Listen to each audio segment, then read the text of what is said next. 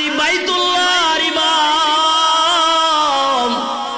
আব্দুর রহমান সুদাইসের কণ্ঠে পড়ে তাহলে কি যে মজা পাওয়া যায়। এই যে মজা মনে হয় যে ওই আসমান থেকে যখন রাসূলের উপর কোরআনটা নাজিল হয়েছে সেই সময় জানি কত মজা। ওই যে মজাটা পাওয়া যায় বাইতুল্লাহ গেলে, মজাটা পাওয়া যায় বাইতুল্লাহ গেলে। এক ইমাম সাহেব এক এক রকম পড়ে, আর যে মজা লাগে গো এই মজা যারা নাকি এখনো বাইতুল্লাহ যান নাই তারা পাবেন না, আর যারা বাইতুল্লাহ গেছেন গো তারা এই মজা পেয়েছেন, ঠিক কিনা? যারা বাইতুল্লাহ গেছে নামাজ পড়ছে তারাই মজা পাইছে। তাইলে কোরআনের একটা সূরা ফাতিহার আরেকটা নাম হইল সূরাতুত তাকরার, আরেকটা নাম হইল সূরাতুল হিদায়াহ। কারণ আমার আল্লাহ রাব্বুল আলামিন এই সূরার মধ্যে একটা দোয়া শিখায় দিয়েছেন, ইহদিনাস সিরাতাল মুস্তাকিম। হে আল্লাহ তোমার কাছে আমি সরল সঠিক পথ চাই। এটা কিসের দোয়া? হেদায়েতের দোয়া। আমি সরল পথে চলতে চাই, হেদায়েতের পথে চলতে চাই মালিক। এই সূরাটার নাম সূরাতুল হিদায়াহ। কারণ হেদায়েত বড় জিনিস, আল্লাহ সবাইকে দেয় না, সবাইকে আল্লাহ হেদায়েত দেয় না। কারণ হেদায়েতের মালিককে জোরে আওয়াজ দিয়া বলেন কে? আরো জোরে বলেন কে? কারণ যদি হেদায়েতের মালিক কোন মানুষ হইতো তাহলে এত ওয়াজ নসিহত হওয়ার পরেও কেন আপনারা হেদায়েত প্রাপ্ত হন না? কেন মসজিদে 3 জন 4 জন মুসল্লি হয়, এলাকার মধ্যে তো মুসল্লির অভাব নাই, এরপর মসজিদে গেলে পরে 4 জন 5 জন নিয়ে কেন ইমামের নামাজ পড়তে হয়? তাহলে বোঝা গেল হেদায়েতের মালিককে।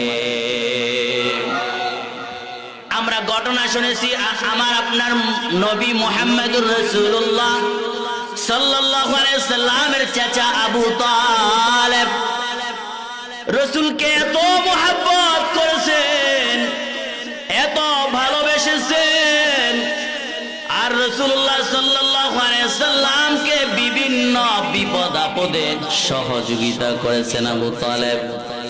যখন মৃত্যু সজ্জায় হয়ে গেছে গো, ওই সময় চাচার পাশে বৈশা বৈশা আমার আপনার নবী বলেন, চাচা গো আপনি তো আমার এত আদর করছেন, এত মুহাব্বত করছেন, আমার বিভিন্ন বিপদ আপদে সহযোগিতা করছেন, ও চাচা এখন আপনি ঈমান হারা হইয়া মরবেন, এটা তো আমি সহ্য করতে পারবো না। ও চাচা আপনি কালিমা সারা মরে যাবেন, এটা তো আমি সহ্য করতে পারবো না। ও চাচা আপনি ঈমানি কালিমাটা পড়িয়া লন। চাচা ডানে তাকায়, বামে তাকায়, সামনে তাকায়, পিছনে তাকায়, তাকায় দেখে কত কাফেরের গোষ্ঠী বসে আছে, বন্ধু বান্ধব বসে আছে, তারা তাকায় আর রইছে আবু তালেবকে তার বাতিজা কি বলে, আর আবু তালেব নি গ্রহণ কইরা ফেলে, তার কথা নি শুইনা ফেলে। আবু জাহিল্লা তাকায় রইছে, উতবা সাহেবা তাকায় রইছে, এরকম সে তাকায়, কাফেররা তাকায় তাকায় রইছে, আর আবু তালেব এরকম ভাবে চিন্তায় পড়ে গেলেন আর বলতেছেন, বাতিজা গো আমি শেষ মুহূর্তে আমার বাপ দাদার ধর্মটা ছাড়িয়া তোমার ধর্মের উপর মরতে চাই না, আমি লাঞ্ছিত হয়ে মরতে চাই না। ও বাতিজা না না আমি কালিমাটা পড়বো না। এরপর রাসূল বলেন, চাচা গো, আপনি শুধু একটা শব্দ পড়েন, লা ইলাহা ইল্লাল্লাহ শব্দটা পড়েন। মুহাম্মাদুর রাসূলুল্লাহ যত বলতে লজ্জা হয় আপনি বইলেন না, এরপরও চাচা বলে না, মুখ দিয়া বের হয় না, বারবার পিরাপিরি করে আমার আল্লাহ রাব্বুল আলামিন নবীকে ডাইকা বলেন, জিবরাইলকে পাঠিয়ে দিলেন, জিবরাইল যাও আমার বন্ধুর কাছে একটা আয়াত নিয়ে যাও, ইন্নাকা লা তাহদি মান আহবাবতা ওয়ালাকিন্নাল্লাহ ইয়াহদি মান ইয়াশা।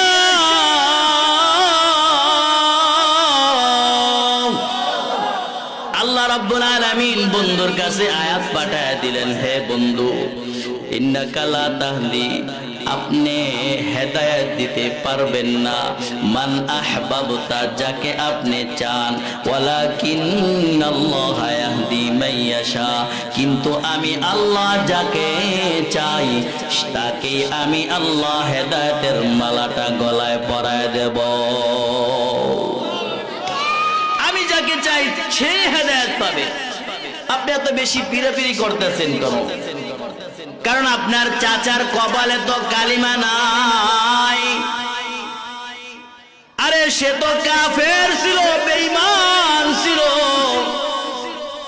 কালিমা পড়তে পারে নাই।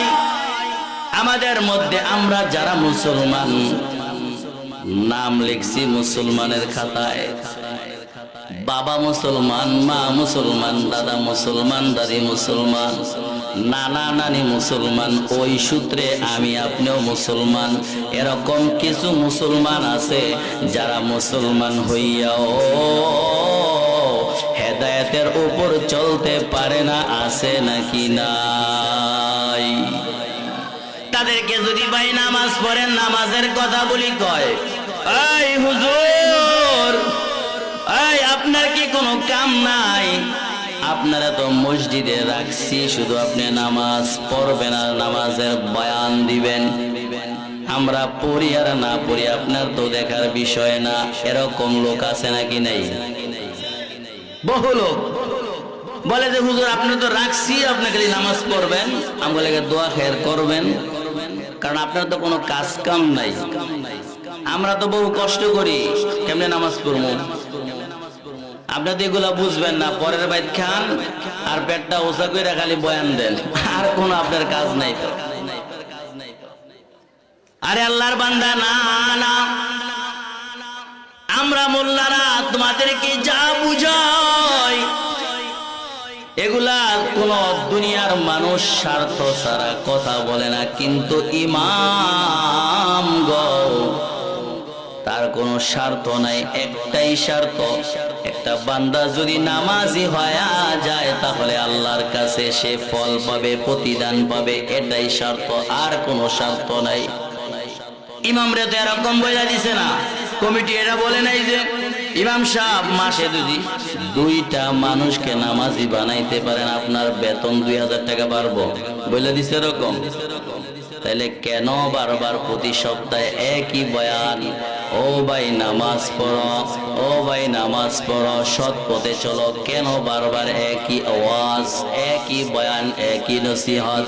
কারণ একটাই, আল্লাহ রাব্বুল আলামিন হযরতে আদম থেকে আমার আপনার নবী পর্যন্ত যতগুলা নবী পাঠাইছেন, সব নবীদের একটাই কাজ দিয়ে দিয়েছেন, ও পয়গম্বর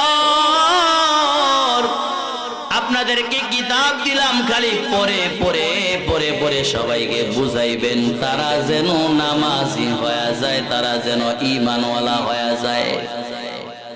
নূহ নবী 900 বছর পর্যন্ত দাওয়াত দেয়, মুসলমান হয়েছে মাত্র 80 জন। কয়জন? দাওয়াত দিছে কত বছর? 900 বছর দাওয়াত দিছে, কিন্তু ইমানদার হয়েছে মাত্র 80 জন। আর এই 80 জনই সফল কাম হয়ে গেছে, আল্লাহর কাছে কবুলিয়াত হয়ে গেছে। যখন নাকি ওই নূহ নবীর জামানায় কিস্তির কথা বলা হয়েছে, নৌকা, কয় নৌকার মধ্যে যে ইমানদার হয়েছে তারা উঠো, যারা উঠবা তারাই বাইচা যাইবা, তারাই বাইচা যাইবা। তাহলে ইমানদারের দাম আছে নাকি নাই জোরে বলেন। মোল্লারা এত চিল্লায় কেন? কেন? কারণ ওই যে নবী পয়গম্বর তারাও তো বুঝাইছেন,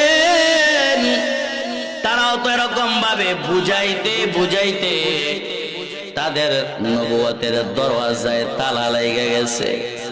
আমার আপনার নবীর পর আর কোন নবী আসবে না, এই দায়িত্বটা আল্লাহ রাব্বুল আলামিন নবীদের মাধ্যমে উলামায়ে উম্মতকে দিয়া দিয়েছেন। এজন্যই তো উলামায়ে কেরাম আপনাদের পা ধরে ধরে ধরে ধরে বুঝায়।